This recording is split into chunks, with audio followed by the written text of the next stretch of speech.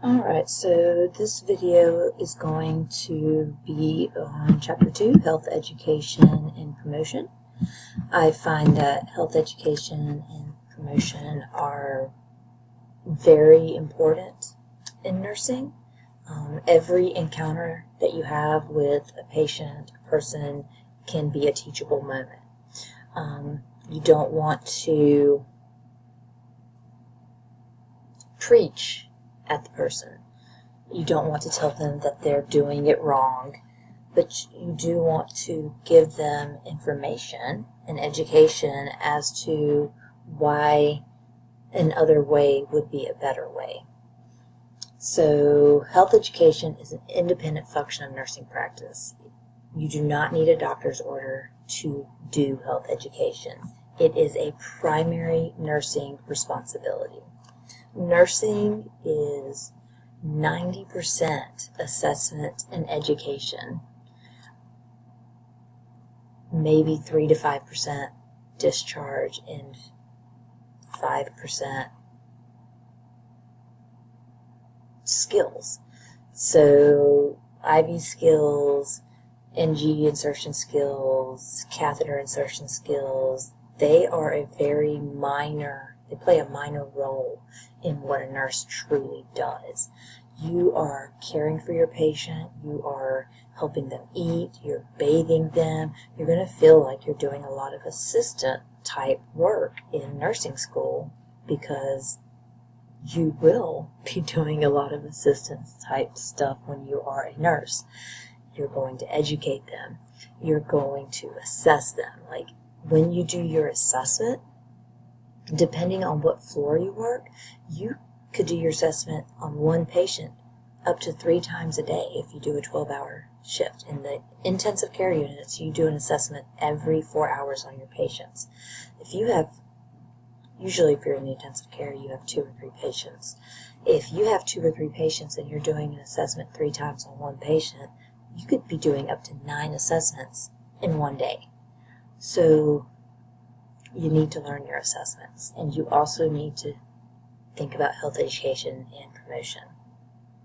So in America, we are launching the Speak Up campaign. And Speak Up campaign is a national campaign that urges patients to take an active role to help prevent errors.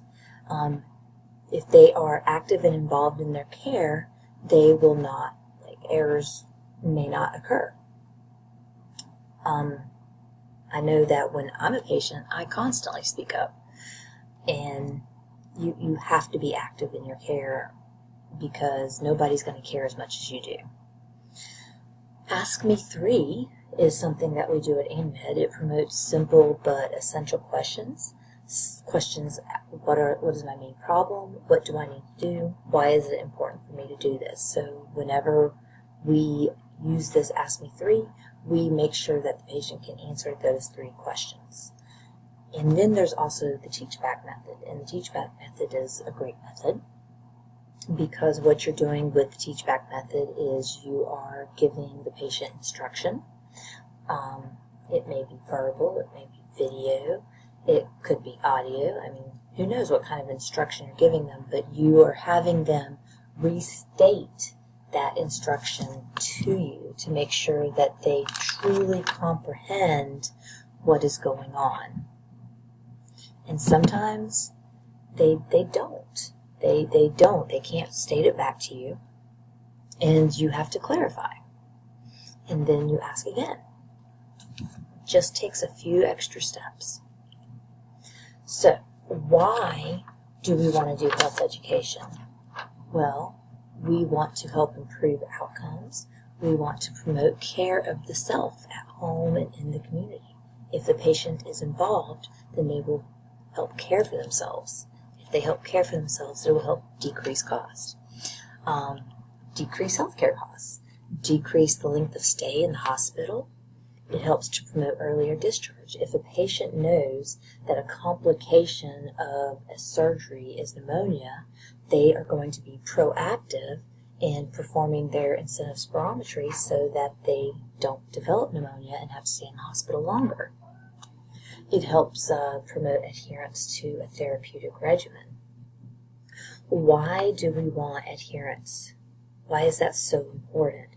Well, therapeutic regimen can encompass the way a patient cares for themselves. Adherence is not just to medicine, but to a way of life. Being healthier, eating healthier, exercising, that is a therapeutic regimen. Why is this important? Well, if a patient takes an active role in their health care and they are adhering to this regimen, it's going to help decrease issues, chronic issues such as hypertension, diabetes, heart disease. If they have those kind of chronic illnesses, adhering to a healthy diet will help decrease exacerbations. There's so many reasons that people need to adhere to a therapeutic regimen. Why do people not adhere to a therapeutic regimen? Well, education. If patients are uneducated, then they're not going to do as well. If a patient doesn't understand that taking this medicine every single day at this specific time is going to help keep their heart failure at bay, then they're not going to do it. If a patient doesn't understand that they need to complete the entire course of antibiotics so that they don't develop a resistance later down the road, they're not going to do it. So, things that affect adherence are inadequate cognitive, psychomotor, or language skills. So a patient that is not able to give themselves an insulin shot because their fine motor skills, they're shaky because they not only have diabetes, but they have Parkinson's. Or a patient who has a cognitive disorder like short-term memory loss, doesn't realize that they already took their benzo 2 hours ago and takes it again. Personal values, beliefs, misconceptions, attitudes, depression, fear, distrust, difficulty in adopting changes, poor self-concept, people that just don't care about themselves. If they don't care about themselves, how can they adhere to a therapeutic regimen if they just don't care? And then if they don't have the right social support, like social support is so important. So how can we help improve adherence? Well, we help to create a collaborative relationship that addresses your patient's priorities, circumstances, and goals. We become colleagues that offer guidance and support. Why is health literacy so important? Well, health literacy is, you see literacy, you think that, oh, it's just being able to read, but it's so much more than being able to read. Health literacy requires a complex group of reading, listening, analytical, and decision-making skills, and the ability to apply these skills to health situations. The strongest predictor of a patient's health status is their health literacy skills that he or she possesses. People who have a low health literacy have less knowledge about their health problems. They're less likely to seek help early in the course of a disease. They don't have the knowledge of self-care instructions. They're at higher risk for hospitalization, and they lack the skills needed to negotiate the healthcare system. It's amazing to me how important communication is with health literacy. There was a time when I was not able to provide care for myself. I was in the hospital, and my family was having to be my advocate. And they were so confused and so lost. And my husband is not stupid. He is a very well-read person. He's very literate. He functions at a college level. So if somebody like him has trouble navigating our healthcare system, imagine what somebody who didn't graduate high school, who is economically disadvantaged, who doesn't have the social support, imagine how much difficulty they have navigating our healthcare system. We have to be patient advocates, and the one way we can advocate for our patients is by giving them education and health, making them understand why it's so important. So we not only have to worry about the health literacy of individuals, but we also need to worry about gerontological considerations. So when you look at this picture, what do you think? What kind of issues do you see with this person? Well, they have mobility issues. They have sight issues. They probably have hearing issues. They are unable to drive themselves to and from their appointments. They need a lot more care because of all of their issues.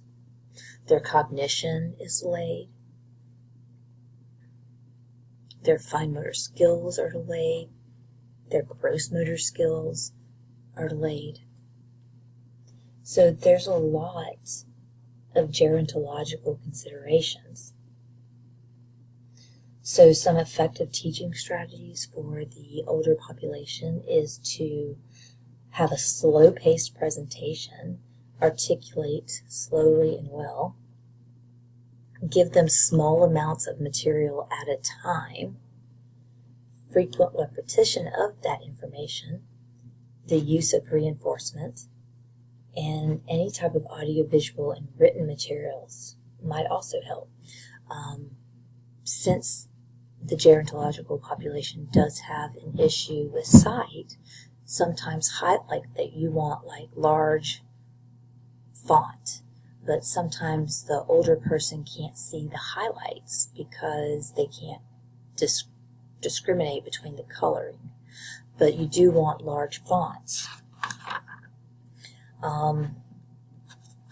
There is, on page 20, it also talks about people with disabilities, and teaching people with disabilities and your gerontological population are kind of similar in the fact that people with disabilities can have a hearing impairment, visual impairment, learning disability, and so does your gerontological population.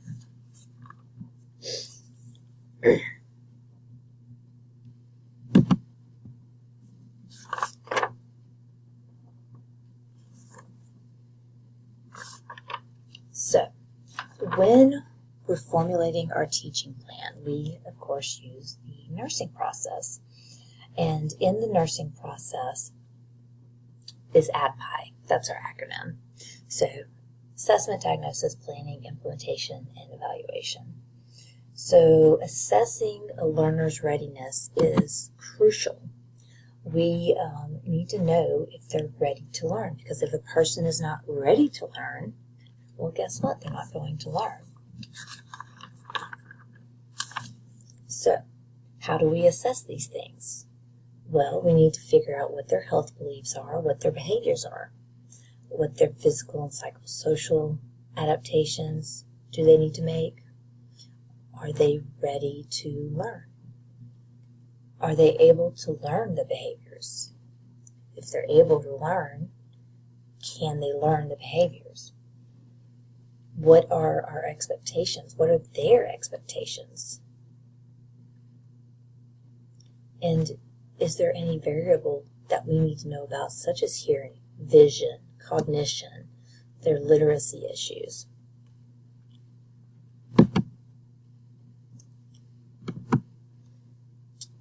When we are assessing, we also need to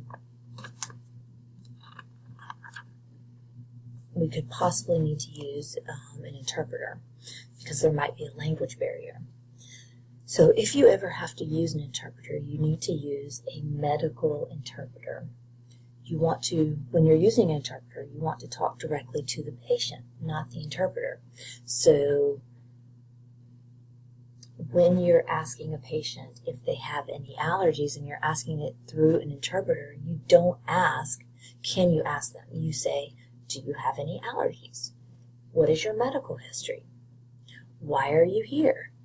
You just pretend the interpreter's not there because you want to be face-to-face with the person that is needing the care.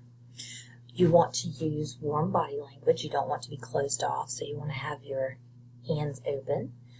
Don't want to have your arms crossed. You just want to use warm body language, period, regardless of whether or not you have an interpreter. If you have your hands cut off and you slouch, then you're going to seem as if you're not interested. When you're using an interpreter, you want to speak slowly and clearly and use short phrases, because sometimes, even if they're short phrases, in that language, it may come out so much more. So you want to make sure that they're able to understand. You don't want to say anything that you don't want the client to hear. You also need to expect to be interrupted for clarification, and you want to make sure the patient understands completely. So use some methods. Teach back.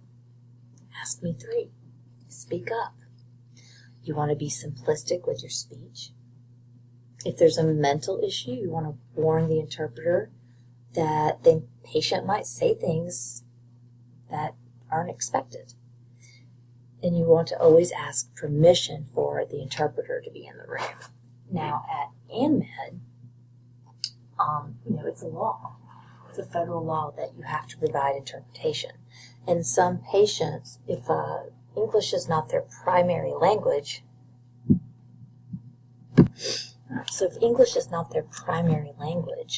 then we're mandated by the federal government to provide interpretation for them. And some patients will say that they don't want an interpreter. They can't deny an interpreter. They may not want the interpreter in the room if you're doing anything in private, but an interpreter, it's not just for the legality of the patient, but it's legality of yourself as well.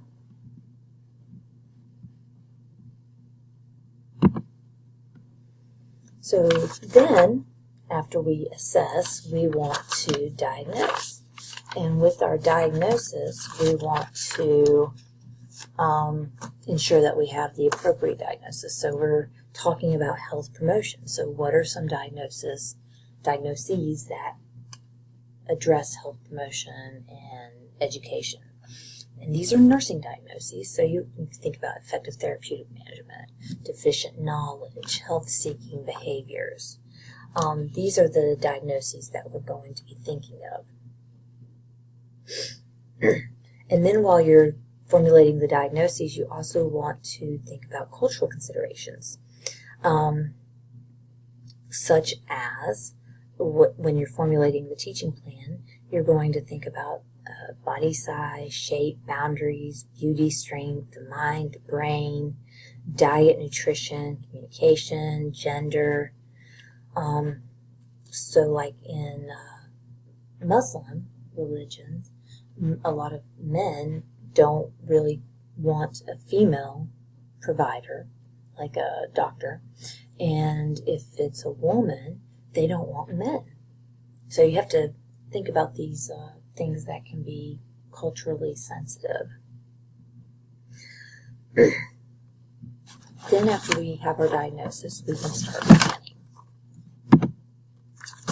And when we're planning, we want to specify our immediate goals, our intermediate goals, and our long-term goals. So like immediate goals would be like by the end of the day. Intermediate goals might be, in a few days, and then long-term goals would be a week, 2 weeks, a month. We want to identify our specific teaching strategies, like how are we going to teach this person? Well, we're going to do our assessment. When we've done our assessment, we're going to figure out which strategies would be best for teaching them. Are they going to learn better with audiovisual materials, just by listening, those kinds of things. Then we want to talk about our expected outcomes, and we want to make our outcomes SMART, specific, measurable, achievable, realistic, and timely. And then we're going to document our goals, our teaching, our strategies, and our expected outcomes of our teaching plan.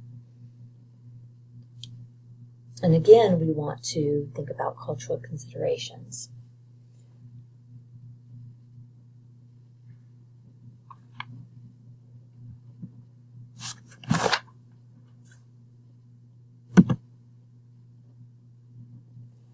So, then we're going to, we also, when we're planning and we're going to implement, we want to think about our environment. So, we want to minimize distractions because distractions keep us from learning, right? Is the way we're going to educate, are we going to do it formally or are we going to do it informally? We want to think about scheduling of the activity. Do we want to do it when family is available? Are they going, can they not take care of themselves? Do we need family present? If so, then we need to schedule our education for when the family is there. We want to schedule it for when it's convenient for the patient, not necessarily convenient for us. Another thing to remember, please remember this because you're a student, you need to remember this too. Patients and students only remember 10% of what they read, 25% of what they hear, 45% of what they see, 65% of what they hear and see, 70% of what they say and write, and 90% of what they say as they perform a task. So then we're implementing. And in our implementation phase, our teaching plan is carried out. We want to be creative when we're implementing, and we need feedback. Or we need to provide feedback. So feedback about the progress motivates learning. So you want to be positive in the feedback that you provide to the patient, because if you give them negative feedback, well, it's going to shut them down. And then, after we do everything, we evaluate. And evaluation, we're going to see how effective our teaching has been, and we're going to realize that evaluating is really the beginning and not the end. So when we're documenting these things, we want to document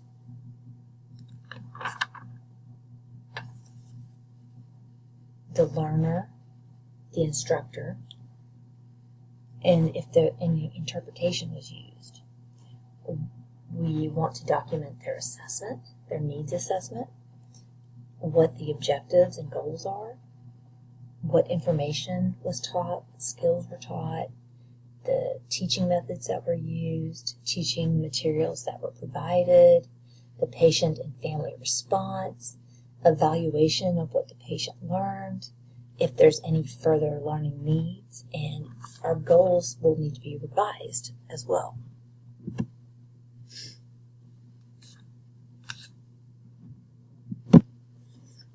So, health promotion encourages people to achieve the highest level of wellness so that they can live to their fullest. So we need to not only provide health education, but also promote health. To me, one of the ways that we promote health is by living as healthy as possible. I try to eat healthy. I can't say that I always do, but I almost always take the stairs as opposed to the elevator, because a patient is, if you don't live by what you're saying, a patient is not going to do what you tell them to do. Just like if you tell a patient to stop smoking and you smoke, a patient is not going to listen to you. it's important to realize that wellness can still be achieved regardless of whether or not they have a chronic illness. You just have to be able to, if you have heart failure, your definition of wellness is going to be different than somebody who has no disease.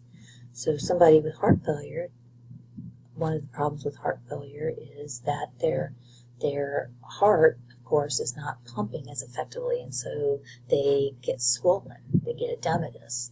And so one of their goals is to not gain fluid. So that's not the same goal as somebody who's healthy. Like they don't really have that goal. They don't really think about it. But they both are on the spectrum for wellness. Self-responsibility, accountability is vital to successful health promotion.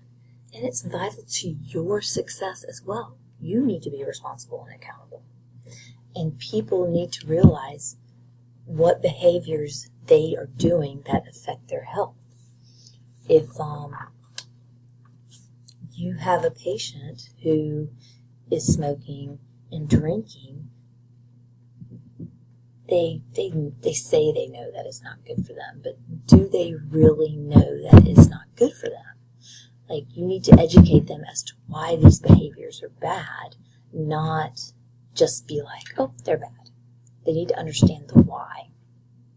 The better you understand the why, the more likely you are to perform the why.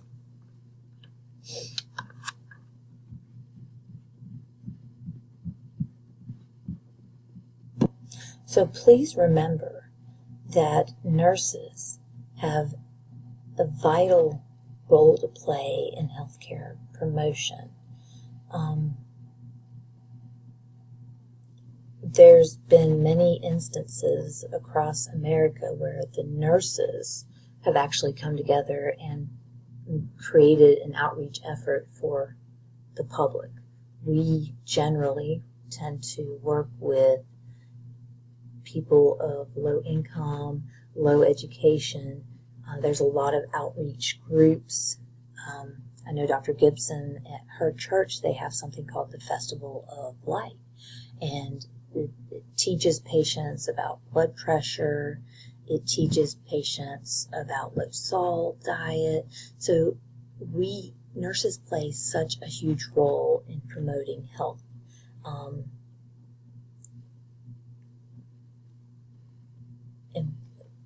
we need to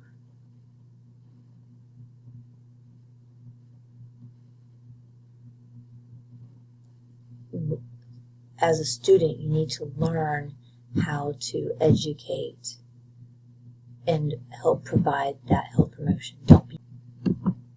So this is the second video, and then in the next video I'm going to talk about chronic illness.